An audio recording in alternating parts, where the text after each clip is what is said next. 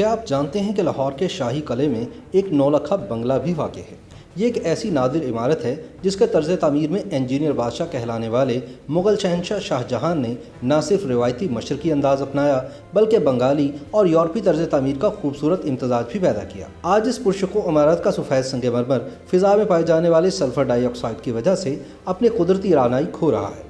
اگرچہ عمارت کے اندرونی حصے بھی شکست و ریخت کا شکار ہیں، تاہم 400 سال بعد بھی یہ عمارت اپنی اصل حالت میں موجود حصہ جمالیات رکھنے والوں کو دعوت نظارہ دیتی ہے۔ نولکھا یا نولکھا بنگلہ، جسے انگریزی میں نولکھا پیویلین کہا جاتا ہے، دراصل سفید سنگ مرمر سے بنی ایک خیمہ نما عمارت ہے جو قلعہ لاہور میں شیش محل کے صحن کے مغربی حصے میں واقع ہے۔ یہ ایک مستطیل کمرہ ہے جس کی چھت خمدار ہے، جبکہ اس کے عقب میں سنگ مرمر کی 3 جالیاں ہیں۔ یہ عمارت قیمتی پتھروں کی پچیکاری سے مزین ہے۔ اس عمارت کے ستونوں میں زمین سے چھت کی طرف تقریباً نصف فاصلے تک چھوٹے چھوٹے آرائشی طاقچے بنے ہوئے ہیں، اور ان چھوٹے طاقچوں میں سے ہر ایک میں تقریباً 102 نیم قیمتی پتھروں کے ٹکڑے جوڑ کر ایک پھولدار نمونہ مکمل کیا گیا ہے۔ تاریخی کتب کے مطابق نولکھا کی چھت پر باقاعدہ سونے کی پتیاں لگی ہوئی تھیں، جس کی وجہ سے اس کی تکمیل پر خطیر سرمایہ صرف ہوا۔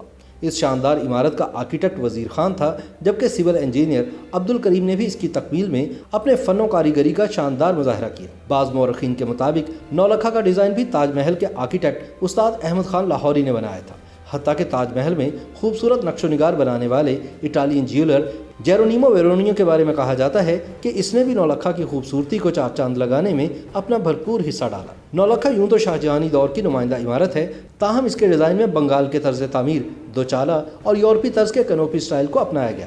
جس طرح بنگال میں جھکی ہوئی چھتوں والے جھونپڑے بنتے تھے، ویسا ہی تاثر نولکھا کی عمارت میں دینے کی کوشش کی گئی، اور پھر یہی اس عمارت کی انفرادیت بن گئی۔ صلیبی جنگوں کے دور میں سلطان صلاح الدین ایوبی کینوپی میں بیٹھ کر انگریز کمانڈروں سے ملاقات کیا کرتا تھا۔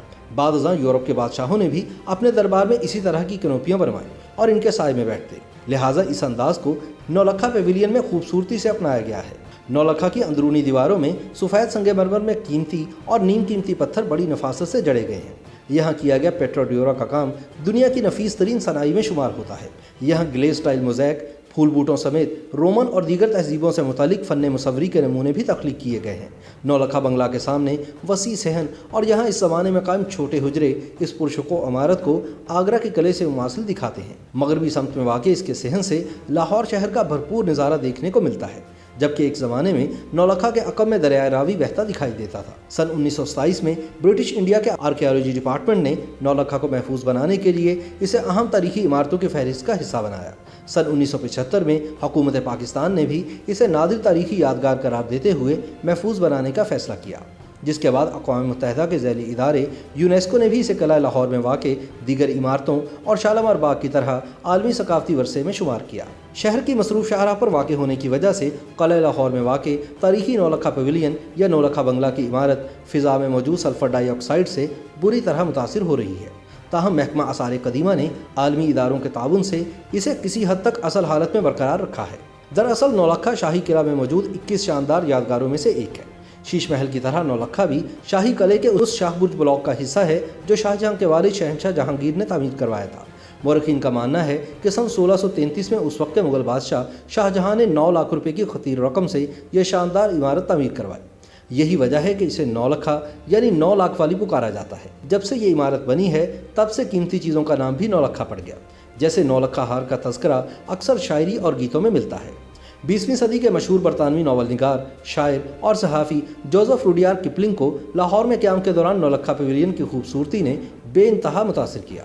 کپلنگ نے اپنے ایک ناول کا نام نولکھا رکھا اور پھر امریکہ میں سکونت اختیار کرنے کے بعد جو ذاتی گھر بنوایا اسے بھی نولکھا کا نام دیا۔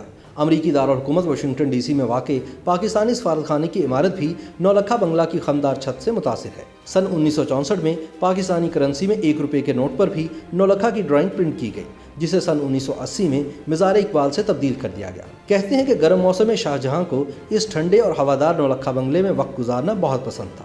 شاہجہاں کی وفات کے بعد اس کے بیٹے اورنگزیب عالمگیر نے نولکھا کو عبادت کی جگہ بنایا، کیونکہ یہ عین قبلہ رخ واقع ہے۔ مغلیہ دور کے خاتمے کے بعد افغان حملہ آوروں نے نولکھا کی عمارت کو بھی بہت نقصان پہنچایا۔ سنگ مرمر سے قیمتی پتھر اکھاڑ لیے گئے اور پھر رہی سہی کسر سکھوں نے نکال دی۔ جب ایسٹ انڈیا کمپنی نے برصغیر پر قبضہ کیا تو یہاں مقیم برطانوی فوجیوں نے بھی لوٹ مار میں اپنا حصہ ڈالا۔ تاہم عالمی اداروں کی مدد سے حکومت پاکستان نے اس عمارت کو کسی حد تک اصل حالت میں برقرار رکھا ہوا ہے، جسے مزید بہتر کرنے کی ضرورت ہے۔ YouTube پر گوگلی نیوز دیکھنے کے لیے youtube.com کی سرچ بار میں googly news T V type کریں۔ گوگلی نیوز کے پیج پر سرخ رنگ کے سبسکرپشن والے بٹن پر کلک کرنا نہ بھولیے۔ YouTube پیج پر اپلوڈ ہونے والی ویڈیوز سے باخبر رہنے کے لیے بیل آئیکن پر کلک کیجیے۔ آپ کو ہر نئی ویڈیو کے بارے میں نوٹیفیکیشن موصول ہو جائے گا۔